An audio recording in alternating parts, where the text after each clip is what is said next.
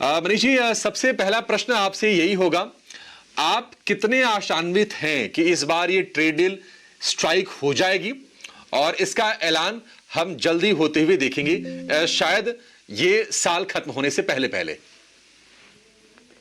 अब सरकार की तरफ से जो भी इस विषय में हमारे पास इंडिकेशंस आए हैं, वैसा तो लगता है कि ट्रेड डील बहुत करीब है, पर अभी तक तो आया नहीं है। बट होपफुल है कि मंथ एंड के पहले आ जाना चाहिए, ऐसा लगता है।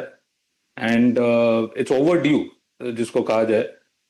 सो एक ऑप्टिमिज्म का माहौल तो डेफिनेटली है। कोई बहुत ज्यादा नेगेटिविटी फर्दर इस लेवल से ट्रेड डील के पॉइंट ऑफ व्यू से दिखता तो नहीं है कि मार्केट में कुछ प्राइस इन हो पाएगा।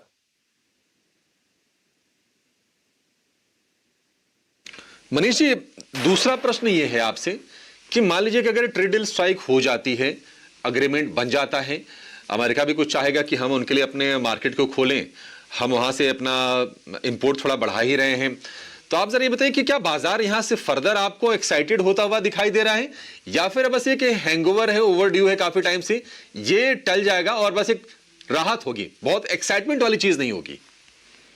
नहीं, अगर आप लास्ट महीने का अपना करंट अकाउंट डेफिसिट देखें तो क्या 3.5% करंट अकाउंट डेफिसिट हो गया। वो किस लिए हुआ? क्योंकि हम कुछ ज्यादा ही इंपोर्ट कर रहे हैं, गोल्ड वगैरह में बहुत भारी इंपोर्ट है, तो $42 बिलियन का एक महीने का ट्रेड डेफिसिट आया।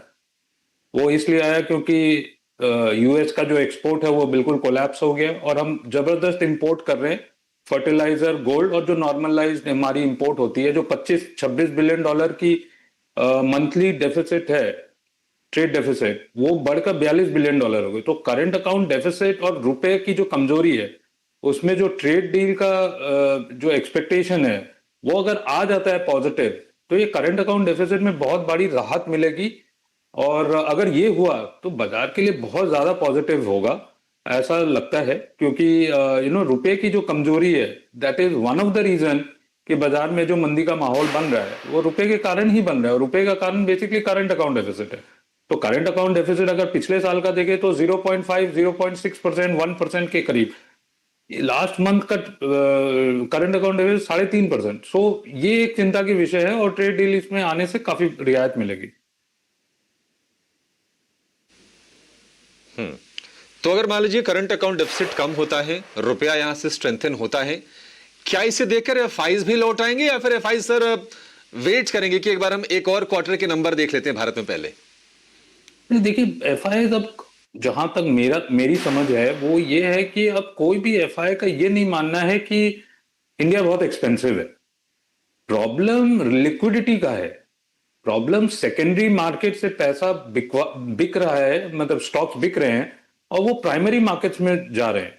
तो ये, और क्या है कि गवर्नमेंट और आरबीआई भी रुपए को संभाल रही है, तो इंटरवेंशन है, $30 बिलियन का इंटरवेंशन है। तो इंटरवेंशन में आप डॉलर को बेचते हो और रुपये को खरीदते हो। जब आप रुपए को सिस्टम से खरीदते हो तो एक लिक्विडिटी डेफिसिट हो गई है। अगर आप देखें कि लास्ट जो मॉनेटरी पॉलिसी आई, उसने आरबीआई ने ओएमओ का अनाउंसमेंट किया है। वो इसलिए अनाउंसमेंट किया है कि जो लिक्विडिटी डेफिसिट है उसको थोड़ा ठीक किया जाए।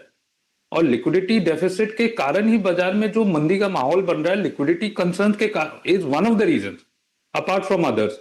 सो अर्निंग्स रिवाइवल तो डेफिनेट है, मतलब थर्ड क्वार्टर की अर्निंग सेकंड क्वार्टर से बेटर आएगी and consumer sentiment is much better. So it is, मतलब ये जो मंदी हमें दिखाई दे रही है, ये बेसिकली फंडामेंटली ड्रिवन नहीं है। और रुपया अगर कमजोर होता है तो रुपये कमजोर में एक्सपोर्ट्स को भी बेनिफिट मिलेगा। ये सब नियर टर्म हेडविंड्स हैं जो मेरे हिसाब से नेक्स्ट 6 महीने में काफी कुछ सॉल्व हो जाएगा। और जो नया साल है 2026, उसमें काफी कुछ पॉजिटिव्स इंडिया को देखने को मिलेगा। और एफआई का सेंटिमेंट्स, जो इंडिया इतना बड़ा अंडर परफॉर्मेंस है vis-a-vis other emerging markets, develop markets, US से तो बहुत ज्यादा ही अंडर परफॉर्मेंस है, ये अब मेरे हिसाब से तो एक एक्सट्रीम लेवल पर पहुंच गया और यहां से एक पुल बैक आना चाहिए इंडिया के मार्केट में। And from that point of view, जहां से भी रुपया टर्न होता है वहां से एफआई फ्लोज आनी चाहिए।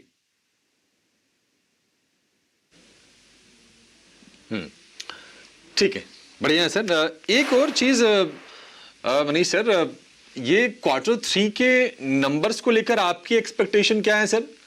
क्या हम सितंबर क्वार्टर से बढ़िया अर्निंग ग्रोथ देखने जा रहे हैं, और आपके हिसाब से अच्छे नतीजे कहां पर आएंगे, कौन से सेक्टर्स हमें फोकस में रख के चलना चाहिए? हाँ, तो बेसिकली थर्ड क्वार्टर के नंबर सेकंड क्वार्टर के नंबर से बहुत बेटर आएंगे, क्योंकि फेस्टिव सीजन शुरू हो चुका है। और जो जीएसटी रिलेटेड इम्पैक्ट 22 सितंबर के आसपास जो था, 22 सितंबर या अक्टूबर, वो हमको उनका full blown benefit third quarter के नंबर्स में दिखेंगे। और अगर आप ग्राउंड चेक करें तो कंज्यूमर सेंटिमेंट्स काफी बेटर हैं, इन्फ्लेशन कम है, ब्याज की रेट्स कम हो गई है, और ये सब जो फैक्टर्स है रेट सेंसिटिव, वहां पर बहुत बड़ी पुल फैक्टर है earnings point of view. So consumption, health care, banks, insurance, real estate, automobiles, ये सब कंज्यूमर ड्यूरेबल्स, ये सब सेक्टर्स में आपको काफी अच्छे नतीजे दिखेंगे वनिस्पत आपके सेकंड क्वार्टर नंबर्स के। सेकंड क्वार्टर नंबर्स में अगर आप पूरी अर्निंग्स को डाइसेक्ट करें तो ऑयल एंड गैस, मेटल्स, ये सब का बहुत भारी कंट्रीब्यूशन था।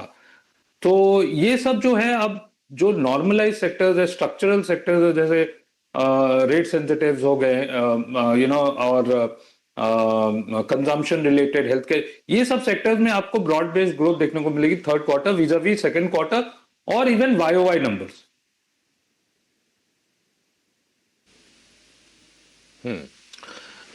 मनीष सर, यूएस में हम देख रहे हैं कि बॉन्ड यील्ड फिर से बढ़ रही हैं, लगभग लगभग 2 महीने के हाइस पर हैं, 10 ईयर के बॉन्ड यील्ड हो या फिर 30 ईयर के बॉन्ड यील्ड हो।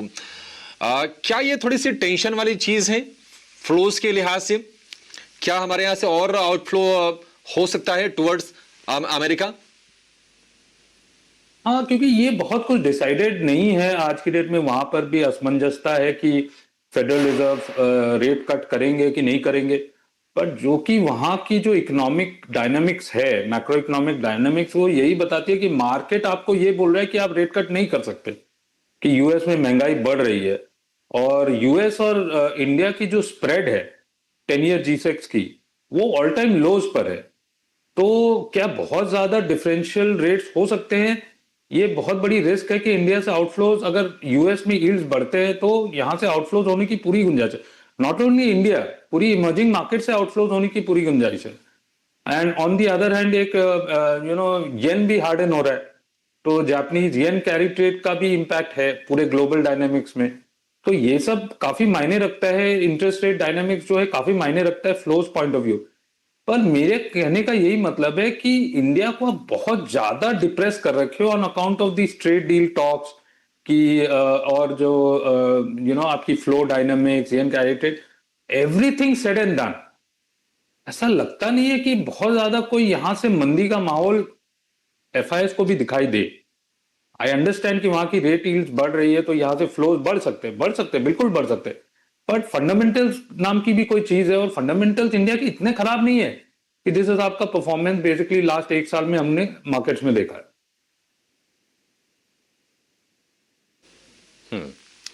एक आखिरी सवाल सर आपसे होगा, जो बाजार में जो पोजिशनल बायर हैं मनीष भाई, जो 6 महीने 8 महीने का व्यू लेके चलते हैं, उनको आप कैसे गाइड करेंगे यहां से? क्या ये बेहतर होगा कि अब थोड़ा बजट को ध्यान में रखकर अपनी पोजीशनिंग को शिफ्ट करना शुरू करें, इंफ्रा हो गए, कैपिटल गुड्स हो गए, या फिर रेलवे स्टॉक्स हो गए, क्या उन पर थोड़ा फोकस बढ़ाने का समय आ गया है? नहीं, मेरा ये नहीं मानना है। मेरा यही मानना है कि गवर्नमेंट की जो बैलेंस शीट स्ट्रेंथ है, बजटरी बैलेंस शीट जो स्ट्रेंथ है, वो हमने थोड़ी सी डिटेरियोरेट होते हुए देखी है। गवर्नमेंट अब इतना कुछ स्पेंड नहीं कर सकेगा जो लास्ट हमने 3-4 साल में देखा है। 3% कैपिटल आपकी जो गवर्नमेंट की स्ट्रेंथ है, 10 लाख 11 लाख करोड़ की जो स्ट्रेंथ है, उससे ज्यादा गवर्नमेंट ऑफ इंडिया इंफ्रास्ट्रक्चर पर स्पेंड नहीं कर सकेगा। और रोड्स, रेलवेज, डिफेंस, रिन्यूएबल्स, जिसमें भी गवर्नमेंट पीएलआई वगैरह दे रहा है, वो एक तरफ से कैपेसिटी ऑफ गवर्नमेंट एकदम स्ट्रेच्ड है। और मार्केट, स्टॉक मार्केट्स में बेसिकली ये सब सेक्टर्स में वैल्यूएशन कंफर्ट अभी भी नहीं आई है। सो इन मार्केट्स में सिर्फ वैल्यूएशन का सबसे बड़ा कंसर्न है। तो अर्निंग्स वर्सेस वैल्यूएशन, कहां पर कंफर्ट है वहीं पैसे बनेंगे। तो रिन्यूएबल्स, पावर, ट्रांसमिशन, आपकी डिफेंस, रेलवेज, यहां पर वैल्यूएशन कंफर्ट अभी भी नहीं है। तो मेरा नहीं मानना है कि ये अभी बजट आ रहा है तो ये सब सेक्टर में वापस आपको कोई रिवाइवल देखने को मिलेगा, ऐसा लगता नहीं है। 6-8 महीने के व्यू पॉइंट से अगर इन्वेस्टर्स को कुछ देखना है तो मेरा यही कहने का है कि अभी आप don't throw in the tower, क्योंकि रिटेल इन्वेस्टर जहां पैनिक करता है वहीं से बाजार घूम जाएगा।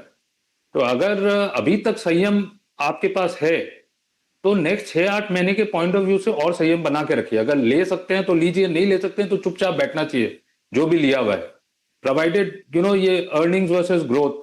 क्या है कि गुड बैड एंड अगली को अगर एक पॉइंट ऑफ आज की डेट में एक की ब्रश से पेंट किया जा रहा है, तो आप अपने पोर्टफोलियो को और एनालाइज कीजिए, जो भी गंदे स्टॉक्स है उसको बेच दीजिए, जो अच्छे स्टॉक्स है उसमें अर्निंग्स को और कंजर्वेटिवली एनालाइज कीजिए, और उसके बाद भी अगर वैल्यूएशन कंफर्ट है तो उसको चुपचाप लेके बैठ जाना चाहिए नेक्स्ट 6-8 महीने के पॉइंट ऑफ व्यू से। मेरा तो यही मानना है कि नए साल में is going to be much better than 2025 across the market.